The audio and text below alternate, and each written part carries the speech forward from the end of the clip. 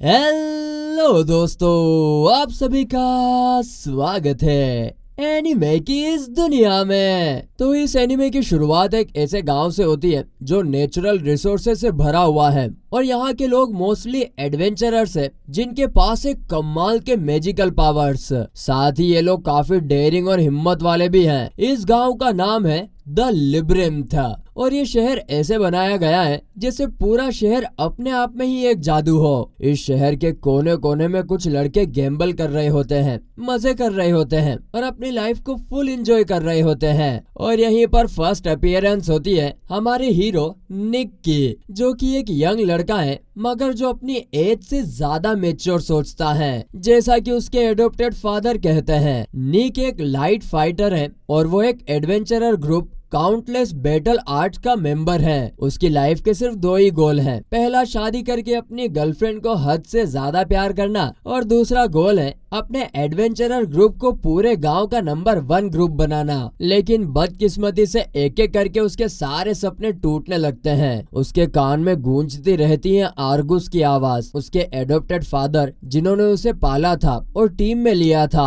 आर्गुस ने कह दिया कि अब वो निक को अपने ग्रुप में नहीं चाहते हैं क्योंकि अब उन दोनों के गोल सिमिलर नहीं रहे। और जैसे ये दर्द तो काफी नहीं था, उसकी गर्लफ्रेंड जिससे वो प्यार करता था वो भी ये कह देती है कि वो भी अब निक के साथ नहीं रहना चाहती और ब्रेकअप करके चली जाती है। उस रात निक उसी टेबल पर बैठा रहता है जहाँ वो बात हुई थी और आज तक की अपनी सारी लाइफ के बारे में बैठकर सोचता रहता है। उसका दिल टूट चुका होता है और वो कहता है मेरी जिंदगी का प्यार भी मुझे धोखा दे गया। अब आप लोग सोच रहे होंगे कि शायद निक के लिए नई कहानी शुरू होगी, लेकिन रुक जाइए, यहाँ कहानी कुछ और ही होती है। हम देखते हैं कि निक एक पॉप आइडल बन चुका था। वो एक कॉन्सर्ट में जाकर चिल्ला रहा होता है अपनी फेवरेट आइडल अगाटे के लिए। जैसे ही अगाटे स्टेज पर परफॉर्म करती है, निक उसे आंखों से घूरता रहता है। जब अगाटे पूछती है कि अगला गाना कौन सा होना चाहिए तो फैंस चिल्लाकर कहते हैं द सेंट चीरिंग सॉन्ग। कॉन्सर्ट के बीच हम निक के एक फ्लैशबैक को देखते हैं जहाँ पर वो तेज बारिश में अपनी आंखों में एक अजीब सी उदासी लिए बस यही सोच रहा होता है कि जिस आदमी को वो अपने फादर की तरह सोचता था, आर्गुस, उसने ऐसा क्यों किया। जबकि आर्गुस उससे कहता है कि अब वो निक को एक एडल्ट के रूप में देखता है और उनका कनेक्शन खत्म हो चुका है और अब उसे कहीं और पर अपनी जगह ढूंढ लेनी चाहिए। बारिश में भीगते हुए निक को देखकर एक लड़की छाता लेकर आती है। वो कहती है तुम भीग रहे हो,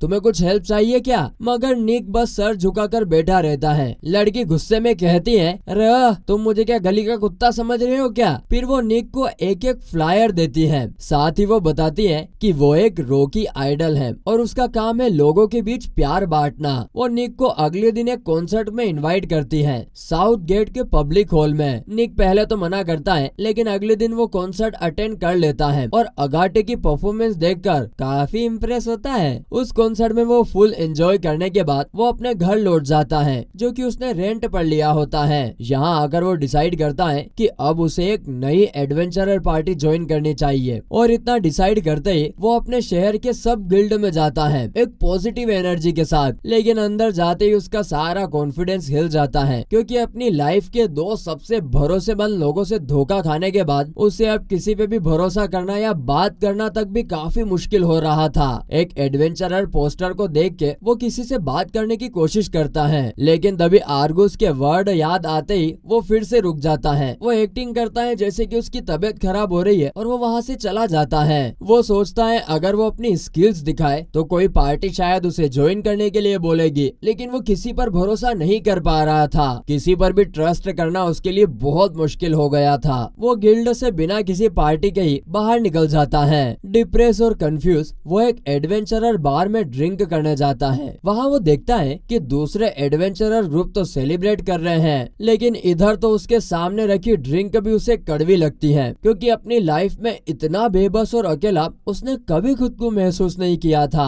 वो ये सब सोच ही रहा होता है कि तभी उसके टेबल पर एक नोबल लुकिंग लड़की बैठ जाती है, सुंदर कपड़ों में और लंबे बालों वाली। थोड़ी देर में एक आदमी और एक एल्फ लड़की भी उन्हें ज्वाइन करते हैं। नोबल लड़की के पास एक अनमोल जेम होती है, जिसे देखकर निक समझ जाता है कि वो एक मेज हो सकती है। वहाँ उस आदमी को देख के लगता है कि वो एक एक्स कम्युनिकेटेड प्रीस्ट है, क्योंकि उसके कपड़ों में कॉस्मेटिक की स्मेल है और उसके गले में प्रीस्ट का टैग नहीं है। एल्फ लड़की को देख के लगता है कि वो एक ड्रैगन रेस की वॉरियर है और स्ट्रॉन्ग भी है, लेकिन वो भी अकेली है। फिर निक टोस्ट उठाता है और कहता है, भाड़ में जाए आर्ग्यूस, भाड़ में जाए एडवेंचरर लाइफ और भाड़ में जाए ये प्यार। उसके साथ ही बाकी लोग भी अपने कप से ठोकते हैं और कहते हैं, हम ह्यूमंस पर फिर से कभी भरोसा नहीं करेंगे। जैसे ही तीनों एक साथ ये बोलते हैं, अचानक से उनका एक दूसरे के साथ आई कांटेक्ट होता है, जैसे कि वो सब एक दूसरे को और भी ज्यादा जानना चाहते हैं, लेकिन उन लोगों के बीच कोई बात नहीं होती है। इसीलिए बात की शुरुआत करने के लिए वो नोबल मेज ही अपनी कहानी बताती है। उसका नाम है टियाना और वो एक wealthy Nobel family Elena felt house से है। वो लाइटनिंग मैजिक की एक मास्टर है, साथ ही बाकी मैजिक में काफी अच्छा परफॉर्म करती है और सब उसके ऊपर काफी प्राउड भी होते थे। उसे भी अपने मैजिक से दूसरों की हेल्प करना काफी पसंद था, मगर सब कुछ बदल गया जब एक दिन वो अपने फियांसे एलेक्स से मिलने जाती है। उसे अपने सक्सेस के बारे में जब वो बताती है तो एलेक्स उसे इग्नोर करने लगता है। एलेक्स उससे कहता है कि वो हमेशा दूसरों से अपने आप को ऊपर दिखाना चाहती है, इसीलिए अब उसके पेरेंट्स भी उससे अब परेशान हो चुके हैं और वो भी थक चुका है उसे झेलते झेलते। वो बताता है कि उसे एक नई लड़की मिल गई है जो बिल्कुल उसके टाइप की है, और इतना बोलते ही वो अपनी नई गर्लफ्रेंड के साथ निकल जाता है। टियाना बेचारी वहीं पर शोक में खड़ी रह जाती है। उस दिन के बाद से उसकी लाइफ में कुछ भी सही नहीं होता है। कुछ दिनों बाद उसके डैड उसे बुलाते और बताते हैं कि अब उसे उसकी रॉयल फैमिली से निकाल दिया जाएगा, क्योंकि टियाना का ये अजीब सा एटीट्यूड और अपनी स्किल का दिखावा अब वो लोग और नहीं सहन कर पाएंगे। अपनी लाइफ में एक के बाद एक इतने सारे चेंजेस देखने के बाद अब उसका इस शहर में रहना उसके लिए काफी मुश्किल हो जाता है। टियाना हार्ट ब्रेक के बाद शहर छोड़कर लिपिर लिपिर यानी कि लिब्रिंथ पहुंच जाती है और कोई जॉब ढूंढती है, लेकिन कोई उसे नहीं रखता,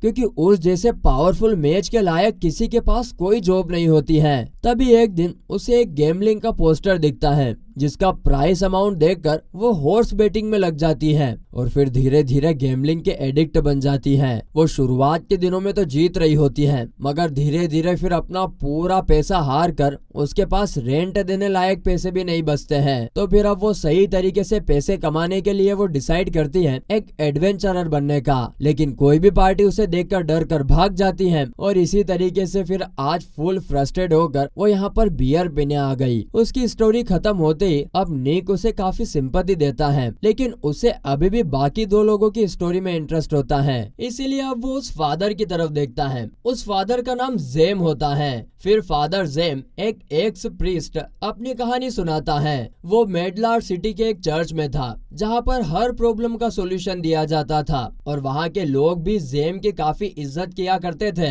क्योंकि जैसा इलाज जेम करता था वैसा वहाँ आसपास कोई भी डॉक्टर या मेडिकल एक्सपर्ट भी नहीं कर सकता था। उसके पास एक छोटी लड़की मुराल रहा करती थी, जो चर्च के छोटे मोटे कामों में उसकी हेल्प भी करवा दिया करती थी। एक दिन वो लड़की उससे कहती है कि वो जेम से प्यार करती है, मगर जेम को लगता है कि यह लड़की मजाक कर रही है और वो कहता है मैं एक प्रीस्ट हूँ और मुझे प्यार नहीं करना चाहिए। लेकिन उसकी ये बात उस बच्ची को बिल्कुल पसंद नहीं आती और वहाँ से चली जाती है और अगले ही दिन कुछ सोल्जर्स को बुला लेती है। हम देखते हैं कि उस बच्ची ने खुद ही अपने आप को कुछ चोट लगा ली थी और सारा इल्जाम उस फादर पे लगा दिया होता है कि फादर उसके साथ कुछ गलत करने का ट्राई किया करता था। फॉल्स चार्जेस में वो अरेस्ट हो जाता है और उसे 3 महीने बाद सिटी से निकाल दिया जाता है। एक दिन वो एक रेस्टोरेंट में जाता है और एक वेट्रेस की हीलिंग करता है। वो लड़की उससे कहती है कि वो सीनर नहीं है और उसे लिब्रिंथ जाकर एडवेंचरर बनना चाहिए। और उस दिन से आज तक उसे औरतों में काफी ज्यादा इंटरेस्ट डेवलप हो गया है,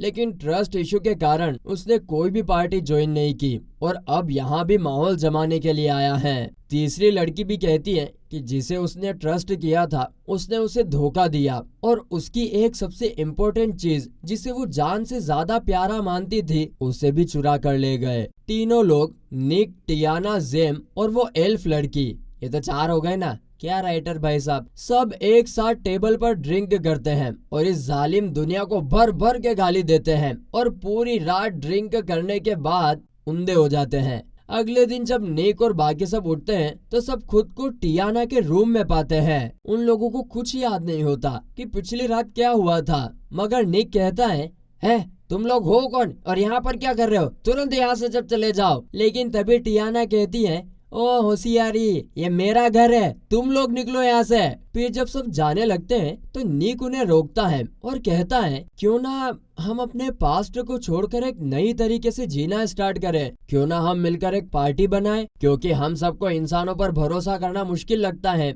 इसीलिए हम सब एक ऐसी पार्टी बनाएंगे जो एक दूसरे पर बिना भरोसा किए आपस में काम करेंगे। और इसी के बाद नरेटर हमसे कहता है कि अभी ये लोग भले ही एक दूसरे पर भरोसा ना करें, लेकिन एक दिन ये पार्टी ही दुनिया को बचाएगी। और इसी तरह फिर ये कहानी आगे बढ़ती है, जहाँ पर निक और उसकी पार्टी मास्टर्स ऑफ वॉर के साथ, जो कि एक काफी फेमस गिल्ड है, उसकी रिसेप्शनिस्ट के साथ बड़े गुस्से और बड़े ही बेकार तरीके से काम मांग रहे होते हैं। मगर वो रिसेप्शनिस्ट उनकी बातों से थोड़ी शर्माती है और डर भी जाती है। लेकिन तभी वहाँ पर एक बूढ़ी औरत बीच में आ जाती है और कहती है कि वो लोग मिलकर उनकी क्यूट रिसेप्शनिस्ट को डराओ मत, वरना किसी को भी काम नहीं मिलेगा और सबको टाटा बाय बाय हो जाएगा। मगर तभी हम देखते हैं कि वो बूढ़ी औरत निक को पहचान लेती है एज एन एक्सपीरियंस्ड एडवेंचरर, जो कि पहले काउंटलेस बैटल आर्ट्स पार्टी का हिस्सा था। और वो निक की काफी तारीफ भी करती है। निक को भी अपनी तारीफ सुनकर अच्छा लगता है। फिर वो लेडी पूरी पार्टी की भी तारीफ करती है, स्पेशली करण को तो सर्वाइवल लेडी कहकर बुलाती है। करण दोस्तों वो एल्फ लड़की है ना। निक और पार्टी थोड़ा कंफ्यूज हो जाते हैं, क्योंकि निक और बाकी मेंबर्स को नहीं पता था कि करण ने सच में एक बार एक सी रैंक लिब्रिंथ मिशन से अकेली जिंदा वापस आ गई थी, इसीलिए उसे ये टाइटल मिला है। और ये सुन के वो भी थोड़ी शॉक हो जाती है, क्योंकि करण भी खुद भी अपनी पॉपुलैरिटी से अनजान थी। मगर कोई ये नहीं जानता कि उसकी चार्मिंग स्माइल के पीछे क्या राज छुपा है। मिशन असाइन करने से पहले बूढ़ी औरत पार्टी का नाम पूछती है रजिस्ट्रेशन के लिए, और तभी निक रैंडमली बोलता है सर्वाइवर्स। जब उसकी पार्टी कंफ्यूज लुक देती है तो निक कहता है, अरे हम हमेशा जिंदा वापस लौट कर आएंगे, इसीलिए हम सर्वाइवर्स हैं। उसकी इस बात से वो सब एग्री कर लेते हैं और मिलकर बोलते हैं, ठीक है सर्वाइवर्स, हम हैं सर्वाइवर्स। सीन शिफ्ट होता है, जहां पर निक अपनी टीम को कुछ बेसिक सर्वाइवल के रूल्स बताता है। सर्वाइवल के 3 रूल्स जिनको फॉलो करना ही उनकी टीम का मकसद होगा। पहला, किसी की हॉबीज में इंटरफेयर मत करो। दूसरा, फंड्स पर अच्छी नजर रखो। और तीसरा, चाहे कुछ भी हो जाए जिंदा वापस आओ। निक फिर सबको उनके रोल्स असाइन करता है। वो खुद अकाउंटिंग करेगा और टियाना उसे मैच करेगी। करण का रोल होगा उस मनी के लॉकर को सेफ रखना और जेम की रखेगा। लेकिन जेम इंटरप्ट करता है और कहता है कि निक सबको बोरिंग और टफ काम दे रहा है, जिसपे निक खुद को डिफेंड करता है और कहता है, ट्रस्ट एक ऐसा चीज है जो शक से नहीं भरोसे से बनता है। सीन दोबारा शिफ्ट होता है और अब हम लिब्रिंथ के अंदर एंटर करते हैं, जहां जाने से तो शुरुआत में सभी डर रहे होते हैं, लेकिन निक उन्हें भरोसा दिलाता है कि सब कुछ ठीक होगा, क्योंकि यह उनका फर्स्ट मिशन है और काफी इजी भी है। टियाना एंड जेम बताते हैं कि यह उनकी लाइफ का फर्स्ट मिशन होगा, क्योंकि इससे पहले उन्होंने अपनी स्किल को कभी ऑन फील्ड पर इस्तेमाल नहीं किया था। निक बोलता है कि कोई बात नहीं, क्योंकि वो और करण एक प्रोफेशनल एडवेंचरर है, इसलिए वो दोनों इस मिशन को संभाल लेंगे। एक केव में एंटर करने के बाद उनका पहला टारगेट होता है एक क्यूट स्लाइम, जिसका कोर स्टोन इकट्ठा करना ही उनका फर्स्ट मिशन होता है। टियाना और जेम तो उन्हें देखते ही थोड़ा सा डर जाते हैं, लेकिन निक बताता है कि इनसे डरने जैसी कोई बात नहीं है, क्योंकि अभी ये बहुत ही छोटे हैं, मगर एक बार ये बड़े हो गए तब दिक्कत हो सकती है। जेम पूछता है कि अब हम इनके कोर को कैसे अलग करेंगे, तो निक इजीली उनका कोर निकालकर उन्हें मार देता है। वो बताता है कि हम इजीली अपने हाथों से इनके कोर को निकाल लेंगे और बस हमारा काम बन जाएगा, और आगे जाकर ये कोर उनके लिए पैसे की तरह इस्तेमाल भी होगा। इतना इजी मिशन देखकर सब एकदम मजे में हो जाते हैं और अपने स्ट्रॉन्ग टीम वर्क से ज्यादा स्लाइम कोर को इकट्ठा करते हैं। और निक को लगता है कि हाँ, टीम अब सही डायरेक्शन में जा रही है। पर जैसे ही वो केव में थोड़ा और आगे बढ़ते हैं, टियाना यहाँ पर केयरलेस हो जाती है और अपनी गोब्लिन किलिंग स्टोरी सुनाते हुए एक बड़े स्लाइम पर पैर रख देती है, जिससे उसका बैलेंस बिगड़ जाता है और वो मुंह के बल गिर जाती है। ये देखकर तो उसे बहुत गुस्सा आता है और अब वो परेशान हो जाती है इन स्लाइम से। टियाना गुस्से में आकर एक फायर अटैक परफॉर्म करती है ताकि ज्यादा से ज्यादा स्लाइम को एक ही बार में खत्म कर सके, लेकिन उसका अटैक एक्सीडेंटली करण पर चल जाता है, जिससे कि करण अपनी तलवार से ब्लॉक कर लेती है। लेकिन करण को लगता है कि टियाना ने ये जानबूझकर किया है ताकि वो करण को हराकर उसकी भी स्लाइम कोर को ले सके, मगर टियाना भी एक नंबर की जिद्दी होती है। उसकी गलती होने के बावजूद भी वो माफी तो मांगती नहीं है, उल्टा वो तो करण को बोलती है कि तुम ही मेरे रास्ते में आ गई। उनके बीच की हो रही इस कोल्ड वॉर को जेम एंड निक दूर से देख रहे होते हैं। निक उन्हें लड़ाई ना करने को भी बोलता है, लेकिन अब काफी देर हो चुकी है क्योंकि उन दोनों का ट्रस्ट एक दूसरे पे से बिल्कुल टूट जाता है। करण गुस्से में टियाना को वार्न कर देती है और उन दोनों के बीच टेंशन बढ़ती ही जाती है और अब उनकी ये फाइट पूरे मिशन में दिक्कत देती है, जहां दोनों एक दूसरे को बराबर की टक्कर दे रहे होते हैं। लेकिन उनके ऐसा करने से जेम और निक की तकलीफें बढ़ जाती हैं, मगर फिर भी कैसे भी करके वो सभी टॉप फ्लोर पर पहुंच जाते हैं। यहाँ पर उन्हें एक ह्यूज स्लाइम मिलता है जो इस डंजन का फाइनल बॉस है। लेकिन इससे पहले कि निक कोई स्ट्रेटेजी प्लान करे, गुस्से में आई टियाना बिना किसी की हेल्प के उस पर बड़ा आइस स्पेयर छोड़ देती है और उसे मार देती है। लेकिन स्लाइम एक्सप्लोड होकर उन सबके ऊपर चिपक जाता है। यहाँ निक बताता है कि एक ह्यूज स्लाइम टेंशन आने पर खुद को ही एक्सप्लोड कर लेता है और इसीलिए वो एक प्लानिंग के साथ उसे मारना चाहता था, लेकिन करण ने सब कुछ खराब कर दिया। करण को भी अंदर ही अंदर काफी बुरा लगता है, लेकिन अब वो कुछ नहीं कहती है। कुछ देर बाद लिपिड से बाहर निकलने पर सब एक स्ट्रीम में नहाते हैं, जहाँ पर करण को थोड़ी ठंडी लग जाती है, तो इसीलिए वो अपना खुद का फायर प्लेस बनाकर सब एक जगह पर बैठ जाते हैं। निक फिर से सबको इकट्ठा करता है और कहता है कि ट्रस्ट तभी आता है जब तुम एक दूसरे को अपनी कैपेबिलिटीज और वीकनेस बताते हो। इसीलिए उन्हें एक दूसरे पर कम से कम इतना भरोसा तो करना होगा जिससे वो कम से कम अपने मिशन को तो बिना मुसीबत के सोल्व कर ले। ये बोलकर वो उन्हें अपना पूरा गियर दिखाता है और अपनी वीकनेस भी बताता है कि वो क्लोज कॉम्बैट स्किल में तो माहिर है, मगर स्ट्रेंथ और लॉन्ग रेंज फाइट उसके लिए काफी बड़ी मुसीबत है। जेम भी एक्सेप्ट करता है कि वो डेलिकेट है, फाइट नहीं कर सकता, लेकिन एक हीलर की तरह टीम के लिए जरूरी है। निक और जेम की बातों को सुनकर करण पूछती है क्या अपनी स्ट्रेंथ के साथ अपनी वीकनेस भी बताना जरूरी है, जिस पर निक बोलता है कि नहीं, लेकिन ऐसा करना उनका एक दूसरे पर ट्रस्ट को शो करता है। फिर टियाना भी करण के पास जाकर पहले तो माफी मांगती है और कन्फेस करती है कि उसकी स्ट्रेंथ वाटर और वाइन मैजिक में है, लेकिन फायर और अर्थ उसकी वीकनेस है। उसके बाद करण भी उससे माफी मांगते हैं और माफी के तौर पर अपने फ्लेम मैजिक से फायर प्लेस बनाकर सबको वार्म करती है। इसी तरह एक बार फिर उनका एक दूसरे पर ट्रस्ट रीस्टोर हो जाता है और टीम फिर से एक हो जाती है। शाम के वक्त टीम अगले डेस्टिनेशन पर निकल जाती है, जो था गोब्लिन फॉरेस्ट। निक बताता है कि गोब्लिन्स वीक तो होते हैं, लेकिन ग्रुप में डेंजरस हो जाते हैं। जैसे ही निक एक्सप्लेन कर रहा होता है, एक गोब्लिन जेम पर अटैक कर देता है, लेकिन निक उसे टाइम रहते मार देता है। जेम को लगता है कि क्या अपने फायदे के लिए किसी को मारना ठीक रहेगा, मगर निक बताता है कि ऐसा बिल्कुल भी सही नहीं है, मगर अपने खुद के सर्वाइवल के लिए ये बहुत जरूरी है। उसकी बात को सुन के टीम को गिल्टी फील नहीं होता है, क्योंकि सर्वाइवल जरूरी है। जैसे ही फिर सब एक एक करके गोब्लिन्स को मारते हैं, टियाना लॉन्ग रेंज मैजिक से उनका ग्रुप लोकेट करती है। निक पूछता है कि ये टियाना कौन सा मैजिक यूज कर रही है, जिस पर वो बताता है यह है मेरा मैपिंग मैजिक, जिसका यूज करके वो मैजिक को लोकेट कर सकती है। सब लोग टियाना की प्रैक्टिकल मैजिक से एकदम इम्प्रेस हो जाते हैं, लेकिन तभी टियाना बताती है कि पास ही में एक बड़ा गोब्लिन का ग्रुप है, मगर तभी थोड़ा डरती हुई आवाज में वो ये भी बताती है कि उस ग्रुप के अंदर एक और डेंजरस मॉन्स्टर की प्रेजेंस महसूस हो रही है। जेम पूछता है कि वो क्या हो सकता है। निक गेस करता है कि शायद वो एक ओग्रे है,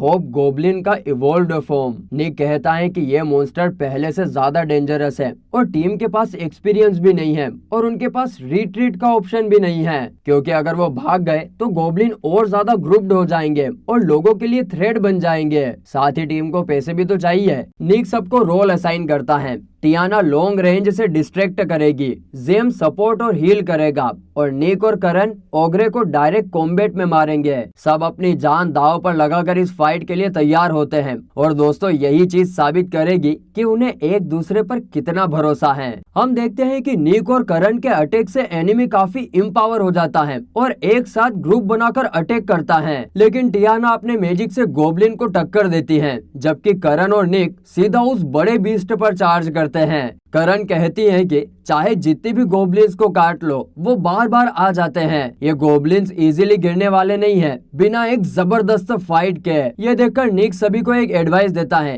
कि पहले भले ही उनकी टीम में पूरा भरोसा नहीं था एक दूसरे पर, लेकिन अब उन्हें हर स्टेप में संभलना होगा। एक छोटी सी मिस्टेक किसी को भी डिसएडवांटेज में डाल सकती है। ये बैटल उनके लिए सिर्फ जीत या हार का नहीं बल्कि जीने या मरने का सवाल था और सर्वाइवर्स होने के नाते उन्होंने डिसाइड किया कि वो सर्वाइव करेंगे। निक की बातें सुनकर तीनों काफी मोटिवेट हो जाते हैं और आगे चार्ज करते हैं। फिर कुछ ही देर में उन्हें वो ओग्रे भी दिख जाता है, जिसे देखते ही निक बोलता है कि इसकी स्किन काफी स्ट्रोंग है और छोटे मोटे अटैक से कुछ भी नहीं होगा, बल्कि अब करण को एक ही स्ट्रोंग अटैक से इसका कुछ करना पड़ेगा। मगर ओग्रे के टफ स्किन को कट करने के लिए करण को फुल चार्ज लेना पड़ता है, जिसका मतलब था अपनी बैक एक्सपोज करना। मगर तभी टियाना चिल्लाते हुए करण को बोलती है कि वो बिना किसी डर के आगे बढ़ते रहे और बाकी सब छोटे मोटे गोब्लिन जो करण के रास्ते में आएंगे उन्हें वो संभाल लेगी। ये सुन के तो करण को बार बार अपने पुराने टीममेट्स की बात याद आ रही थी, जिन्होंने उससे यही चीज बोलकर धोखा दिया था, लेकिन वो बार बार खुद से कहती है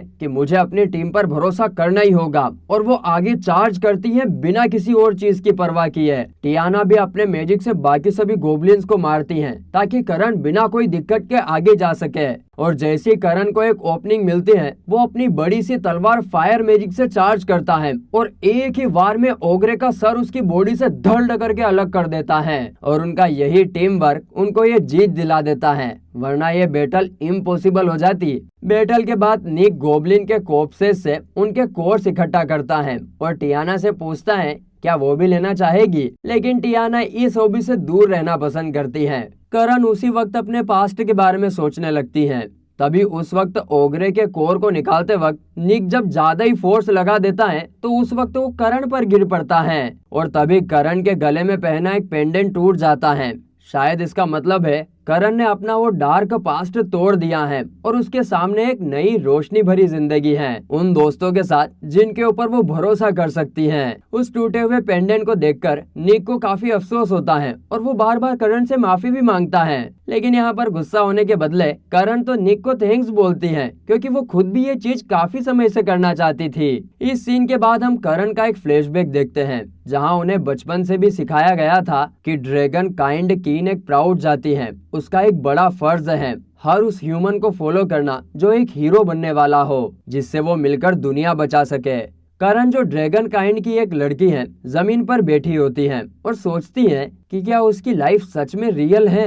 फिर वो लिब्रिंथ सिटी में घूमने निकल जाती है। लिब्रिंथ सिटी एक ऐसी जगह है जहां अगर आप स्मार्ट नहीं हो तो लोग आपको आउट स्मार्ट कर जाते हैं। वहीं करण घूमते हुए एक दुकान देखती है जहां कुछ सुंदर पेंडेंट्स बिक रहे होते हैं। उसका मन एक पेंडेंट पर अटक जाता है। दुकानदार उससे कहता है तो करीब आकर चेक कर लीजिए, इसीलिए वो जाकर पेंडेंट उठाती है। मगर जब वो प्राइस पूछती है तो वो कहता है 20,000 डिना। ये सुनकर तो करण थोड़ा शौक ही हो जाती है क्योंकि उसके पास इतने पैसे नहीं होते हैं, इसलिए वो डिसअपॉइंटेड होकर पेंडेंट वापस रखकर निकल जाती है। लेकिन तभी वो शॉपकीपर जोर से चिल्लाता और कहता है कि उसने पेंडेंट को डैमेज किया है। वो कह रहा होता है कि उसके लंबे नाखूनों की वजह से पेंडेंट पर स्क्रैच हो गया है। करण डिफेंड करती है लेकिन दुकानदार उस पर झूठा इल्जाम लगा देता है। उसे धमकी देता है कि वो उसे अथॉरिटीज के पास ले जाएगा और अगर वो ऐसा नहीं चाहती तो उसे अब ये खरीदना ही पड़ेगा। फिर वो कहता चलो रहने दो, स्क्रैच्ड पेंडेंट के आधे रेट 10,000 में ले लो। करण कंफ्यूज होती है। तभी केलियोस नाम का एक एडवेंचरर आता है जो करण को बोलता है कि वो उसे पहले भी वार्न कर चुका था कि बिना उसे बताए शॉपिंग पर मत जाया करो। केलियोस उस पेंडेंट को करण से स्क्रैच करने के लिए कहता है ताकि सच समझ में आए। जब करण स्क्रैच करती है पेंडेंट पूरी तरीके से टूट जाता है। इसका मतलब पहले ही वो पेंडेंट फेक था, क्योंकि अगर करण की वजह से डैमेज हुआ होता तो वो छोटा मोटा नहीं बल्कि काफी बड़ा सा स्क्रैच होता। केलियोस फिर दुकानदार को एक्सपोज करता है। वो कहता है कि असली पेंडेंट तो उसने अपनी गर्दन के पीछे छुपा रखा था। शॉपकीपर यहाँ पर एक्सपोज हो जाता है। केलियोस उसे असली पेंडेंट और पैसा वापस मांगता है। फिर करण से पूछता है कि क्या वो पेंडेंट चाहती है। जब वो हाँ कहती है तो केलियोस वो उसे एज अ गिफ्ट दे देता है। वो दोनों फिर वहाँ से निकल जाते हैं। आज करण बार बार रिपीट करती है कि उसका मिशन है एक ऐसे ह्यूमन को ढूंढो जो हीरो बन सके। अब उसे लगता है कि केलियोस ही वो हीरो है और केलियोस पर उसका भरोसा बढ़ जाता है। रात में जब वो एडवेंचर पर जाने को रेडी होती है, वो अपने बैग्स उठा लेती है। केलियोस कहता है बैग ले जाने की जरूरत नहीं है, सब सेफ होगा, हम तो रात तक वापस भी आ जाएंगे। वो उस पर विश्वास करती है, इसलिए अपना सारा कीमती सामान वहीं पर छोड़कर उसके साथ मिशन पर निकल पड़ती है। ये उसका पहला एडवेंचर है, वॉर के बाद एक नई टीम के साथ। जब वो डेस्टिनेशन पर पहुंचते हैं, करण से कहा जाता है पहला जानवर वो मारे, और वो उसे एक ही वॉर में मार भी देती है।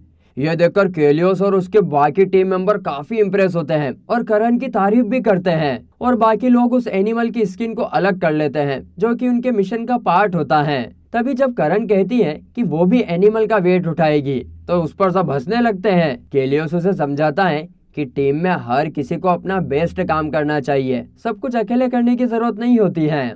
वो मानता है और कह देती है कि मुझे तुम पर भरोसा है, इसीलिए वही करो जो तुम्हें सूट करता है, और ये छोटे मोटे काम हम गरीबों पर छोड़ दो। एक काम खत्म होने के बाद फिर वो सब लिब्रिंथ के अंदर डीपर जाते हैं, जहाँ पोर्ट स्नेक होता है। स्नेक एक पोर्ट में छुपा हुआ होता है और जब तक वो उसमें है कोई कुछ नहीं कर सकता है, इवन मैजिक भी फेल हो जाता है। केलियोस करण से कहता है कि उसे ही स्नेक को बाहर निकालना होगा और सब उसके पीछे होंगे। जब वो स्नेक के पास जाती है और पोर्ट को हिट करती है, स्नेक बाहर आ जाता है।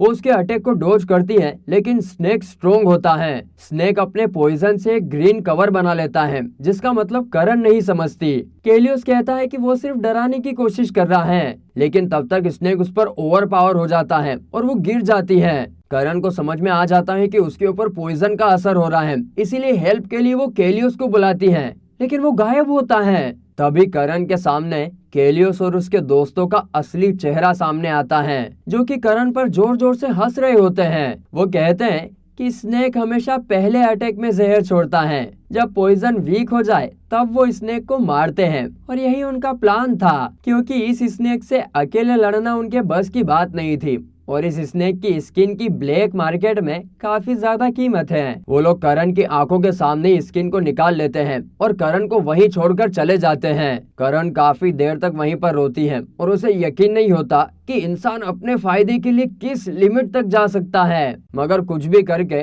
करण थोड़ी बहुत हिम्मत करके खुद को संभालती है और वो गिरती पड़ती वापस होटल तक पहुँचती है। होटल के सामने आते ही वो कमजोरी के मारे गिर पड़ती है। उसे देखने के लिए होटल का स्टाफ बाहर आ जाता है। उसे जिंदा देखकर सब काफी शॉक हो जाते हैं। होटल में लोग कहते हैं कि केलियोस ने तो बताया था कि वो जंगल में मर गई है, यहाँ तक कि उसके बैग्स भी वो ले गए थे ताकि उनके रिलेटिव्स को वापस दिए जा सके। बाहर आके करण रोती है। उसके कान में केलियोस के वो शब्द गूंजते हैं, मुझ पर भरोसा करो, मुझ पर भरोसा करो। तभी वो उस पेंडेंट को उठाकर तोड़ना चाहती हैं, लेकिन नहीं तोड़ पाती हैं, क्योंकि कहीं ना कहीं वो अपने अंदर ही हिम्मत ला ही नहीं पाती हैं। वो उसे जमीन पर दबा कर रख देती हैं। लेकिन इतना कुछ होने के बाद भी वो बिल्कुल हार नहीं मानती और अगली सुबह वो केलियोस को ढूंढती है। पूरे सिटी में लोगों से पूछती है क्या कोई केलियोस को जानता है, लेकिन जब काफी पूछताछ करने के बाद भी उसे केलियोस का कोई सुराग नहीं मिलता, तो वो अपना मनी बैग देखती है और सोचती है कि क्या ये पैसे उसके लिए काफी होंगे। तभी वो एक रेस्टोरेंट के सामने खड़ी होती हैं, कंफ्यूज होती है कि क्या करना चाहिए। उसे बड़ी तेज की भूख लगी होती है, लेकिन उसे कोई आइडिया नहीं होता कि कौन सा फूड उसके बजट में होगा जो उसकी भूख को सेटिस्फाई कर दे। तभी उसे एक आदमी दिखता है जो उसके सामने से गुजरता है। वो पूछती है कि उसने उसे कहीं ना कहीं देखा है। फिर कुछ लोगों की बात सुन के कन्फर्म हो जाता है कि हाँ वो फिफ्थ है, एक सोलो एडवेंचरर जो अकेला ही पार्टी बनाकर लिब्रिंथ जाता है और उसे अच्छा खाना खाना बहुत पसंद है। करण उसे फॉलो करती है और वही खाना ऑर्डर करती है जो फिफ्थ ने ऑर्डर किया। उसे वो खाना बहुत पसंद आता है। फिर वो उसे हर रेस्टोरेंट में फॉलो करती है जहाँ पर भी वो जाता है और हर एक डिश उसे बहुत पसंद आती है। लेकिन आखिर में एक रेस्टोरेंट में फिफ्थ के बगल में बैठ के जब वो डिश खा रही होती है तभी एक नशेड़ी आदमी के हाथ से फिफ्थ का स्वॉर्ड गिर जाता है, जिससे करण अपनी पूंछ से पकड़ लेती है। फिफ्थ उसे थैंक यू बोलता है और साथ ही बताता है कि उसे पता है कि वो इसका पीछा काफी लंबे समय से कर रही है, लेकिन उसने कभी करण को टोका नहीं, क्योंकि वो जानता है कि दुनिया में सिर्फ फूड ही वो चीज है जो किसी को कभी भी धोखा नहीं दे सकता। और अगर करण को समझ नहीं आता कि उसकी लाइफ का टारगेट क्या है, तो आज से दुनिया की सभी टेस्टी डिश को ट्राई करना ही उसकी लाइफ का मकसद बन जाना चाहिए। और ये सारी बातें बोलकर वो वहाँ से चला जाता है। करण उसे रोकने की कोशिश करती है पर वो सुनता नहीं। वो कहता है कि रेस्टोरेंट का खाना इतना टेस्टी था कि उसने अपना स्वॉर्ड भूल गया। करण मन ही मन में अप्रिशिएट करती है कि फिफ्थ ने उसे कुछ वक्त के लिए अपना दर्द भूलने का मौका दिया। उस मोमेंट के बाद करण डिसाइड करती है कि वो अच्छा खाना खाएगी, पर खाना खरीदने के लिए तो पैसे चाहिए, इसीलिए वो जॉब ढूंढने का डिसीजन लेती है। स्टोरी वापस प्रेजेंट में आती है। निक को काफी गिल्टी फील होता है क्योंकि उसने करण के पेंडेंट को तोड़ दिया था। वो मार्केट में घूमता है उस पेंडेंट को ढूंढने के लिए, पर उसे वो कहीं भी नहीं मिलता। तभी वहाँ पर अगाटे आती है और पूछती है कि वो यहाँ पर अकेला क्या कर रहा है। तो निक उसे बताता है कि वो एक पेंडेंट ढूंढ रहा है जिसे उसने गलती से तोड़ दिया। मगर अगाटे कहती है कि एक सिंपल सोल्यूशन है, करण से पूछ लो कि उसने ये कहाँ से लिया था। निक मना कर देता है, कहता है कि वो अभी भी उससे नाराज होगी, जिस पर अगाटे उसे ईगोइस्टिक बोलती है और कहती है देखो ईगो बुरा नहीं है, बस उसे अपोलोजाइज करने में यूज करो। निक फिर फाइनली करण से मिलने जाता है। जब वो खाना खरीद रही होती है तभी निक को देखकर करण उसे भी एक गरम मील ऑफर करती है, पर वो खाना इतना गरम होता है कि निक का मुंह ही जल जाता है और करण उस पर हंस पड़ती है। यहाँ पर निक नोटिस करता है कि वो यूजुअली काम रहती है, पहली बार ऐसे हंसी है। फिर दोनों बैठकर बात करते हैं और यहाँ पर करण कहती है कि वो अब खुश है जैसे सब कुछ हुआ।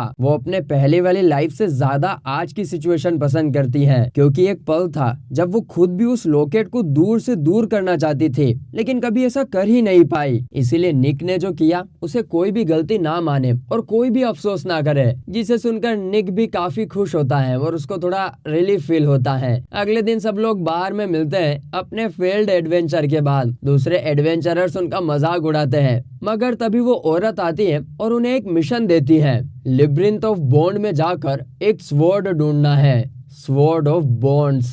जिसे सुनकर निक यहाँ पर नेगोशिएशन करता है। वो चाहता है कि चाहे स्वॉर्ड मिले या ना मिले, उन्हें हर एक्सपीडिशन का पेमेंट मिले, साथ ही मॉन्स्टर की list, map, details of sword और मिनिमम गारंटीड प्राइस की डिमांड करता है। निक की डिमांड भी उस औरत को सही लगती है, इसीलिए वो मान जाती है। फिर सब रेडी होते हैं और लिब्रिंथ में घुस जाते हैं। वहाँ आते ही अलग अलग मॉन्स्टर से उनका सामना होता है। करण फायर ब्रीथ से कुछ स्टोन मॉन्स्टर्स को तो मार देती है। तभी जेम के द्वारा स्वॉर्ड ऑफ बॉन्ड के बारे में बताया जाता है कि यह पार्टी की बॉन्डिंग के स्ट्रेंथ को एम्पलीफाई करता है। निक इसे काफी आयरोनिक मानता है, पर बाकी लोग कहते हैं कि उनकी बॉन्डिंग अब स्ट्रॉन्ग हो गई है। बॉन्डिंग की बात सुनकर निक अभी भी करण के पेंडेंट को तोड़ने की गिल्ट महसूस करता है। जैसे जैसे वो आगे बढ़ते हैं वो नोटिस करते हैं कि लिब्रिंथ थोड़ा मैकेनिकल लग रहा है, हर चीज यहाँ पर सिस्टमेटिक है। जैसे ही वो आगे बढ़ते हैं पीछे की लाइट्स ऑफ हो जाते हैं और आगे के ऑन हो जाते हैं। डियाना नोटिस करती है कि मॉन्स्टर भी यहाँ पर आर्टिफिशियल लग रहे हैं। थोड़ा आगे बढ़ते हुए उनको वही कोने में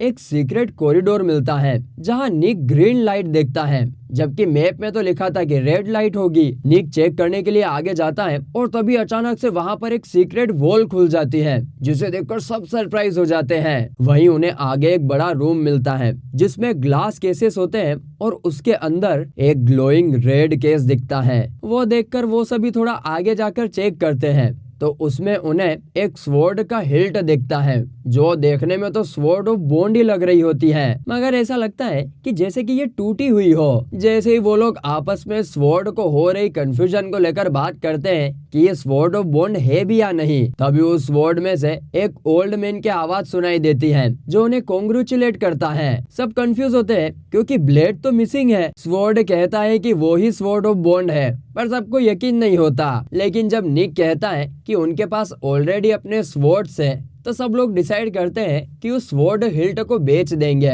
क्योंकि इस टूटी हुई स्वॉर्ड का तो वो लेडी क्या ही करेगी, और वैसे भी उनकी डील है कि किसी भी हालत में उन्हें पैसे तो मिलेंगे ही सही। वहीं वो स्वॉर्ड हिल्ट ये सब सुनने के बाद थोड़ा सैड हो जाता है। कहता है कि एक बार गिल्ड ने उसे धोखा दिया था, ये कहकर उसे यहाँ भेज दिया कि एक दिन कोई वर्दी आएगा जो उसे यहाँ से ले जाएगा, पर सालों से वो वहीं अंधेरे में पड़ा रहा, लेकिन कोई भी उसे लेने नहीं आया। और आज अगर कोई आया है तो वो उसे किसी और को बेचने की बात कर रहा है। ये सुनकर निक थोड़ा इमोशनल हो जाता है, और जब निक उसे उठाता है तब एक सीक्रेट मैकेनिज्म एक्टिवेट हो जाता है और एक गार्डियन सिस्टम ऑन हो जाता है। एक अमालगम गोलेम नाम का क्रिएचर जाग जाता है, एक मेटेलिक लिक्विड से बना क्रिएचर जिसका एक ग्लोइंग रेड आई होता है। गोलेम सबके ऊपर अटैक करता है। टियाना आइस स्पेल से अटैक करती है, करण क्लोज रेंज से अटैक करती है, पर एक प्रोजेक्टाइल उसके स्टमक और सर पर गिर जाता है। जेम उसको हील करता है और निक स्वॉर्ड हिल्ट उठाकर गोलेम को डिस्ट्रैक्ट करता है। स्वॉर्ड हिल्ट कहता है कि गोलेम नैनो मैकेनिक से बना है, इसीलिए नॉर्मल वेपन या मैजिक उसका कुछ नहीं कर पा रहे हैं। स्वॉर्ड हिल्ट यहाँ पर रिक्वेस्ट करता है कि निक उसे यूज करे, ये उसका फर्स्ट और लास्ट रिक्वेस्ट है। ये सुनकर निक को भी लगता है कि यही सही समय है स्वॉर्ड की शांति का अनुमान लगाने का, और मौका मिलते ही निक उसे ड्रॉ करता है, और तभी वो स्वॉर्ड एक गोल्डन मैजिकल ब्लेड का फॉर्म ले लेती है। तभी स्वॉर्ड निक के सभी पार्टी मेंबर को एनालिसिस करके बताता है कि उन्हें अभी कोई ऐसा वॉरियर चाहिए जिसका फिजिकल स्ट्रेंथ बहुत ज्यादा हो, और तभी उसकी नजर करण पर पड़ती है। स्वॉर्ड निक को कहती है कि यूनियन बोलकर करण को इमेजिन करो। निक ट्राई करता है पर कुछ नहीं होता है। स्वॉर्ड को लगता है कि कुछ हो क्यों नहीं रहा है, क्योंकि अगर किसी को एक दूसरे पर पूरा भरोसा होगा तो ये स्पेल जरूर काम करेगा। लेकिन निक के पास अभी ये सोचने का टाइम नहीं होता है, क्योंकि वो गोलेम अब निक की जान का प्यासा बन जाता है। जब स्पेल से कुछ नहीं होता तो वो स्वॉर्ड से डायरेक्ट अटैक करता है, जिससे गोलेम का लिम्ब कट जाता है, और गुस्से में आकर वो स्लाइम मॉन्स्टर निक को एक बड़ा सा डैमेज देता है, जिससे वो दूर जाकर गिरता है। बाकी सर्वाइवर्स निक को चिल्लाते हैं और एक प्लान बनाते हैं। टियाना एक स्पेल कास्ट करती है और गोलेम को फ्रीज कर देती है। गोलेम वहीं पर रुक जाता है, और वो फिर करण को कहती है कि जब तक गोलेम इमोबिलाइज है निक को ले आए। करण हॉल में कूद जाती है। गोलेम धीरे धीरे अपने फ्रोजन पार्ट को निकालकर आजाद होने लगता है। जेम टियाना को हील करता है और टियाना दोबारा फ्रीजिंग स्पेल डालती है। वो सिर्फ थोड़ा ही वक्त ले पाते हैं। हॉल के अंदर निक रबल के नीचे दबा हुआ होता है। करण उसके पास जाकर उसे निकालने लगती है, लेकिन निक कहता है कि सबके साथ भाग जाए, लेकिन करण कहती है साथ आए थे साथ जाएंगे। निक उसे उसका पेंडेंट तोड़ने के लिए माफी मांगता है। तभी फिर करण बताती है कि अरे यार ये तो गिल्ट में रहता ही रहेगा, इसलिए वो बोलती है कि वो पेंडेंट उसके पास्ट के लीडर ने दिया था जो उसे धोखा देके गए थे। वो कहती है कि उसी पेंडेंट ने उसे केलियोस पर विश्वास दिलाया था, पर अब जब वो टूट गया है उसके लिए बुरा नहीं था, उसने अपनी यादों के साथ जीना चुना था। ये बोलकर वो जैसे तैसे निक को बाहर निकालती है। दोनों मुस्कुराते हैं। तभी तलवार निक से कहती है यूनियन बोलो।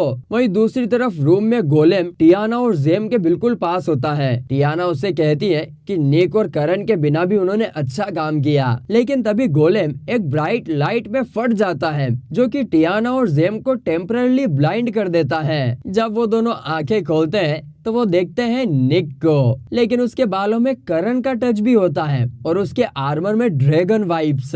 तलवार ऑफ बोन्स बताती है कि गोलेम का एक कोर है जो रेंडमली उसकी लिक्विड मेटल बॉडी में मूव करता है। निक और करण ने अपने आप को फ्लेम्स में लपेट दिया है और मिलकर गोलेम पर एक फ्लेमिंग स्वॉर्ड का वार किया। इसी से उसका कोर डिस्ट्रॉय हो जाता है और बाद में वो अलग अलग हो जाते हैं। गिल्ड में जाकर निक स्वॉर्ड को डेमोन्स्ट्रेट करता है और ओरा ब्लेड समन करता है। सब थोड़ा नर्वस होकर उसकी तारीफ करते हैं, पर तभी एक व्हाइट हेयर्ड किड कहता है इतना भी इम्प्रेसिव नहीं है। उसका नाम किजुना होता है जो सर्वाइवर की नई मेंबर बन गई है। गिल्ड का मालिक क्यूरियस हो जाता है क्योंकि किजुना का मतलब भी बोन्स होता है, just like this sword.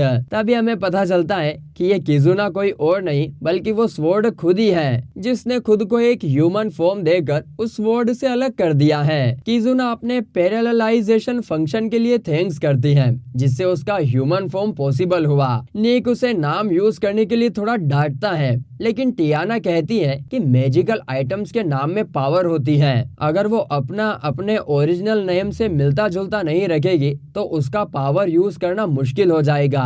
Example के लिए जैसे अगर उसका नाम मोप होता तो शायद वो कमरा साफ करने वाला कोई झाड़ू बन जाए। खैर थोड़ी देर में सब लोग पैसा डिवाइड कर लेते हैं। जब किजुना पूछती है कि आज हम ड्रिंक करने जा रहे हैं क्या, तभी सब एक्सप्लेन करते हैं, देखो बच्ची, उनका रूल नंबर 1 है no interfering with other people hobbies. जिसके बाद निक अपने आइडल कॉन्सर्ट में चला जाता है और बाकी सभी भी अपने अपने पैसों को लेकर अपने अपने शौक पूरे करने के लिए निकल पड़ते हैं। लेकिन किजुना के पास कोई काम नहीं होता, इसीलिए वो ऐसे पार्क में घूमने निकल जाती है। लेकिन तभी पार्क में उसे टियाना मिलती है और वो किजुना को भी अपने साथ हॉर्स रेस में लेके चली जाती है। अगले दिन हम देखते हैं कि बाहर घूमते हुए किजुना हर चीज को देखकर हैरान हो रही होती है। पेड़ से लेकर इंसेक्ट्स तक, स्टार से लेकर मार्केट की हल्ला गुल्ला तक। टियाना उसके तर पर थपाथप करती है और डंजन में हजारों साल वेट करने के लिए उसे प्रेज भी करती है। तभी मजाक में वो उसे मोप कहकर भाग जाती है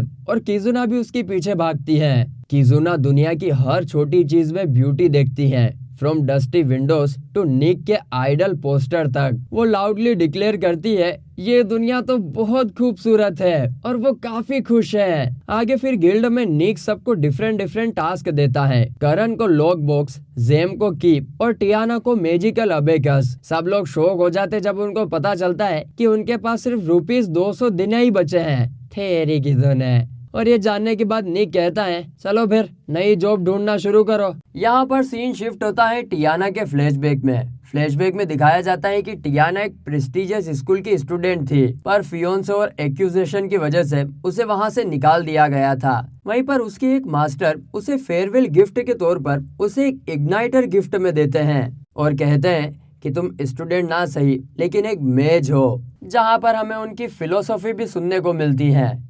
देखो, फ्रीडम काफ़ी रेस्ट्रिक्टिव होती है क्योंकि इंसान चाहता है कि कोई उसकी ज़रूरत महसूस करे। यहाँ पर हमें पता चलता है कि टियाना के फेवरेट टीचर होने की वजह से इस आदमी की भी जॉब जा चुकी है। लेकिन टियाना को लगता है भले ही टियाना ने अपने मास्टर का करियर बर्बाद कर दिया है, फिर भी वो हंसते हंसते मेज में उसे ट्रीट करता है जैसे कुछ हुआ ही नहीं हो। क्लासरूम छोड़ने से पहले मास्टर एक लास्ट लेसन देता है। वो बोलते हैं, हमेशा याद रखना कि तुम कौन हो, क्या सीखा है और क्या कर सकती हो। यही तुम्हारी असली दौलत है जो कोई भी नहीं छीन सकता है। उसके बाद मास्टर एकदम क्रेजी लाफ्टर में चला जाता है और टियाना भी क्वाइटली स्कूल से बाहर निकल जाती है। लेकिन अगले ही मोमेंट टियाना अपनी आंखें खोलती है।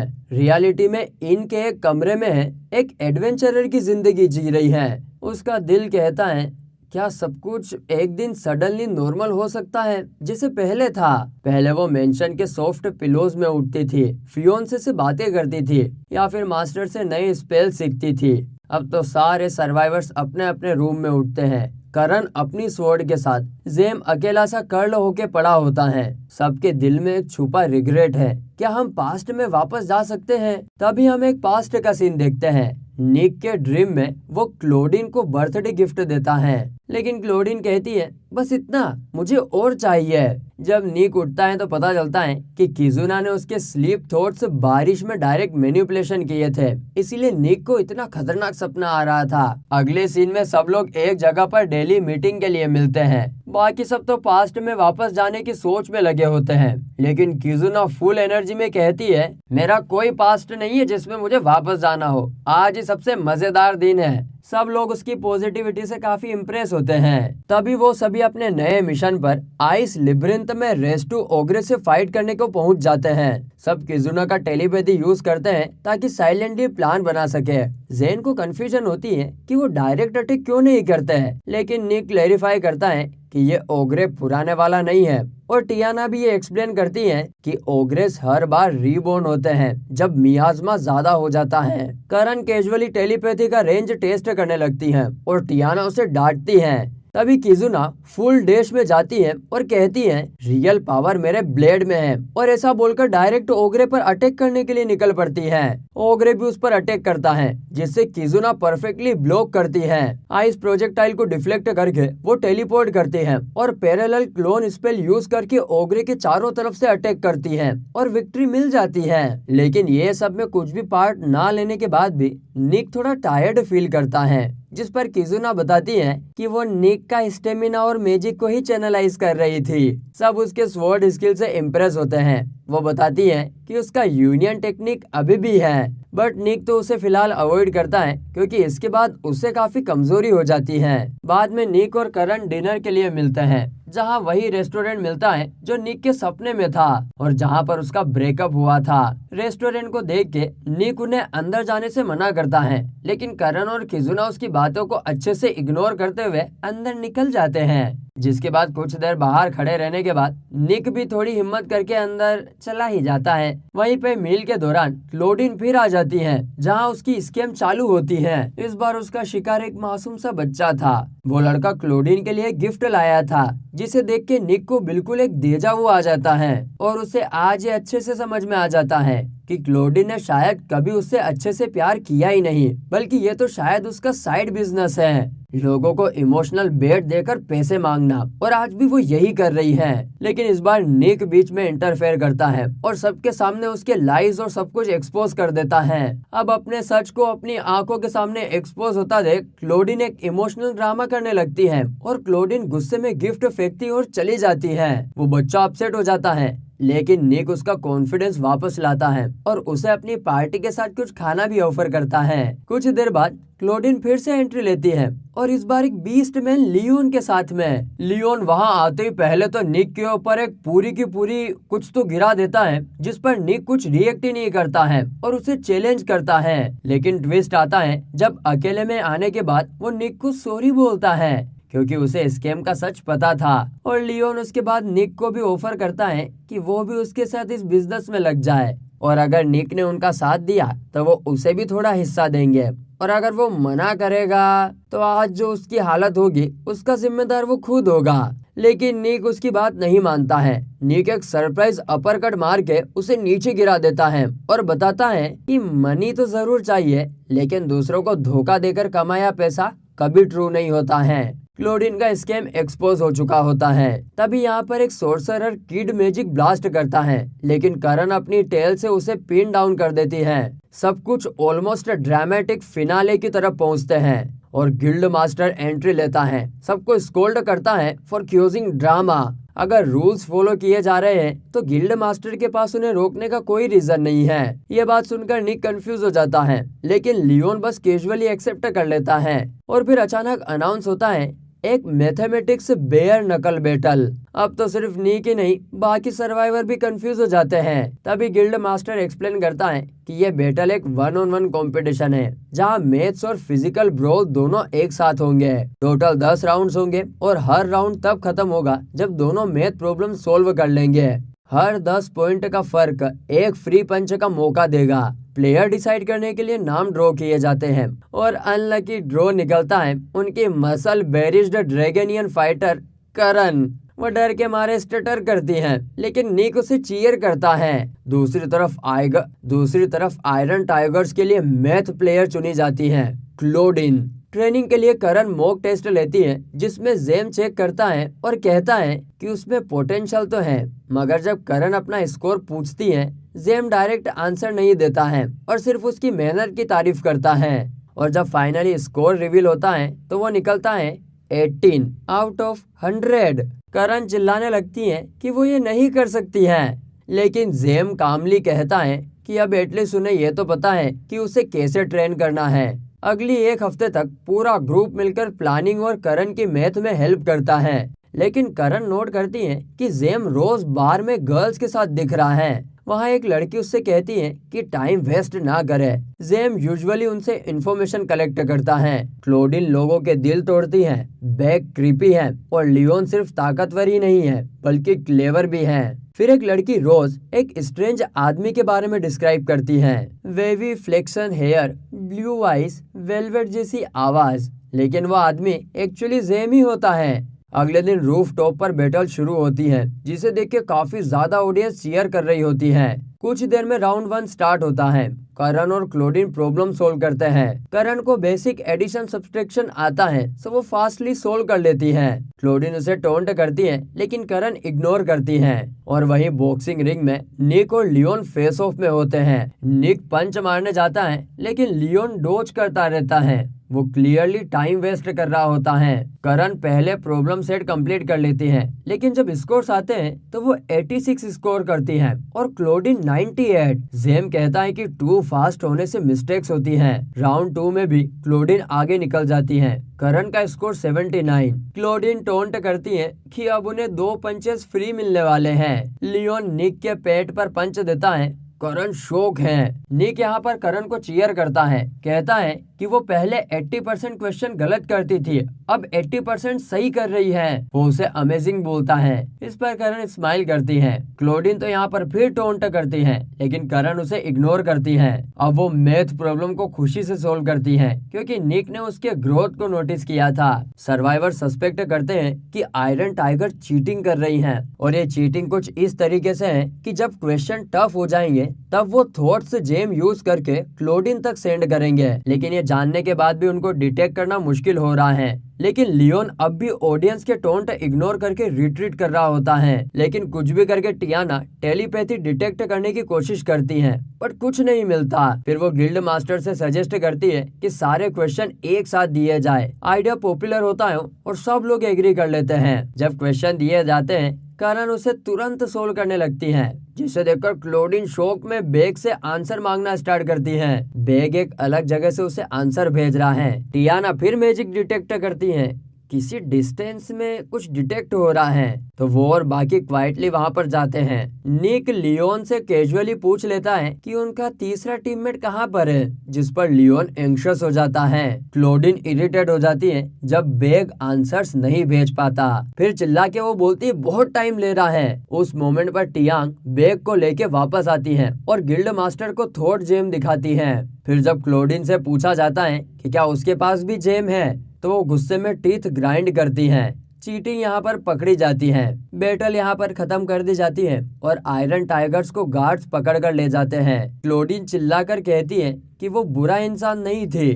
करण कामली कहती है कि शायद तुम रास्ते से भटक गई हो। टियाना कहती है कि देखो, तुम शुरू से शुरू नहीं कर सकते हो, पर गलतियां तो सुधार सकते हो। उस रात डिनर के दौरान करण निक से पूछती है, अगर चीटिंग पकड़नी थी तो मुझे स्टडी करने की क्या जरूरत थी। निक कहता है कि उसके आंसर्स भी क्रूशल थे, जिसमें टियाना भी ऐड करती है कि उसका ये सीखा हुआ मैथ उसे डेली लाइफ में भी काम आएगा, जैसे कि बेस्ट फूड डील को आइडेंटिफाई करना वगैरह वगैरह। सब लोग इस बात पर हंसने लगते हैं। वहीं पर किसी रूफ टॉप पर एक शेडो भागती है, जिसके बाद हमें डायरेक्ट एक फ्लैशबैक में दिखाया जाता है लियोन और उसकी पार्टी सिल्वर टाइगर क्लोन्स। उनके लीडर बीशो लियोन के एल्डर ब्रदर थे, एक्सट्रीमली स्मार्ट। उन्होंने एक डेंजरस लिब्रिंथ मेटल मून गोल एक्सप्लोर किया था। हर जगह वहां पर ट्रैप्स थे, लेकिन बीशो की स्मार्टनेस ने उन्हें सरवाइव करने में हेल्प किया था और उन्होंने वहां पर से काफी ट्रेजर भी निकाले। पर एक दिन उसकी मौत हो गई। ह्यूमंस ने उसे मार दिया। तब से लियोन ने इंसानों पर ट्रस्ट करना छोड़ दिया। अभी लियोन को गार्ड्स ने पकड़ लिया है चीटिंग के लिए। एक गार्ड उसे स्टेप करता है और पूछता है कि ट्रेजर कहाँ पर है। लियोन के पास सच में एक डेंजरस ट्रेजर है, स्वॉर्ड ऑफ रूइन। वो उसे समन करता है और स्वॉर्ड तुरंत हवा में फ्लोट करने लगती है। वो स्वॉर्ड लियोन को बोलती है, आखिरकार तुमने मुझे याद तो किया। जिस पर लियोन बोलता है कि आज से पहले मुझे तुम्हारी जरूरत कभी महसूस ही नहीं हुई, लेकिन आज मुझे अपना बदला चाहिए, इसलिए मुझे तुम्हारी मदद चाहिए। और वो स्वॉर्ड तुरंत लियो की विश को मानते हुए उसके साथ मर्ज हो जाती है और सामने आता है एक बहुत ही भयानक और डरावना बीस्ट, जो वहां पर खड़े गार्ड्स को एक झटके में मौत की नींद सुला देता है।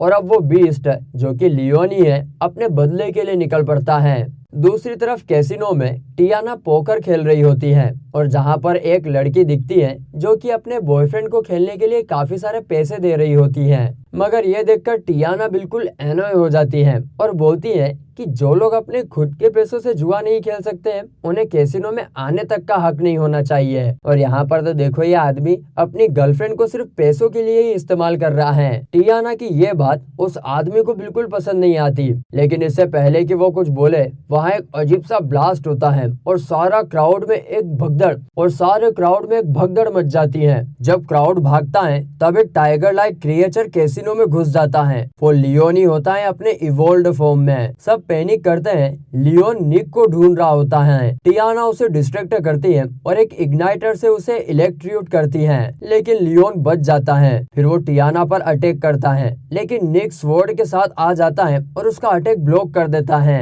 लेकिन यहाँ पर तो हम एक दूसरी ही स्टोरी देखते हैं, जहाँ पर निक और लियोन के स्वॉर्ड्स एक्चुअली पुराने दुश्मन निकले। Sword of bonds versus sword of रूइन। रूइन का स्वॉर्ड लियोन को और ज्यादा पावर देता है, लेकिन उसे ओवर पावर करने के लिए निक और टियाना कंबाइन होकर एक फ्यूज्ड वॉरियर बन जाते हैं और आइस एज अटैक से लियोन को आइस ब्लॉक में ट्रैप कर देते हैं। लियोन का रैम्पेज कंटिन्यू होता है। वो कंफ्यूज होता है कि ये सब क्यों कर रहा है। उसको सिर्फ छोटा सा बदला लेना था, लेकिन अब सब कुछ बर्बाद हो रहा है। स्वॉर्ड ऑफ रूइन उसके दिमाग को कंट्रोल कर रहा है और कह रहा है कि सबको डर लग रहा है और यही असली पावर है। लेकिन अंदर से लियोन बस चाहता है कि सब कुछ रुक जाए। निक और टियाना फिर से एक साथ अटैक करते हैं और लियोन को ट्रैप कर देते हैं। लियोन के माइंड में एक कॉन्वर्सेशन चलती है स्वॉर्ड के साथ। स्वॉर्ड कहता है कि लियोन तो शुरू से ही एक मॉन्स्टर था, इसीलिए वो स्वॉर्ड का राइटफुल विल्डर भी है। लेकिन लियोन यहाँ पर डिनाई करता है और कहता है कि उसने सिर्फ अपने भाई के साथ एक एडवेंचर चाहा था। स्वॉर्ड लियोन को याद दिलाता है कि उसका भाई फिर भी मर गया। तभी निक और टियाना मिलके एक powerful ice spear spell cast करते हैं, जिसमें लियोन के पूरे बॉडी में आइसिकल्स घुस जाते हैं। लियोन चीखता है एकदम दर्द में, लेकिन अंदर ही अंदर अपनी स्वॉर्ड से बात कर रहा होता है। वो कहता है कि उसका भाई इसलिए मरा क्योंकि जिन लोगों को वो अपना दोस्त समझते थे उन्होंने उसे धोखा दिया। जिनके लिए उन्होंने सब कुछ किया उन्होंने ही उनका खून कर दिया। लेकिन स्वॉर्ड उसे बताता है और इसी वजह से ही लियोन को इंसानियत से नफरत हो गई थी और इसी वजह से ही वो लोगों को चीट करने लगा।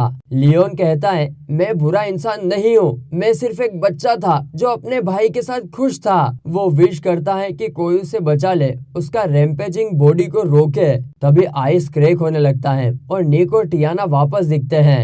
वो उस पर स्पेशल कार्ड बरसाते हैं। लियोन यहाँ पर धीरे धीरे गिर जाता है और स्वॉर्ड छोड़ देता है।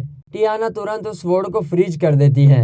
पता चलता है कि कार्ड में एंटी मैजिक कोटिंग थी, जिसने स्वॉर्ड ऑफ रूइन का मैजिक सील कर दिया है। जैसे ही स्वॉर्ड का मैजिक कट ऑफ होता है, लियोन की इवोल्यूशन खत्म हो जाती है और वो वापस अपने नॉर्मल फॉर्म में आ जाता है। बाद में हम देखते हैं कि लियोन जेल में होता है, जंजीरों से बंद कर, ताकि वो एस्केप ना कर सके।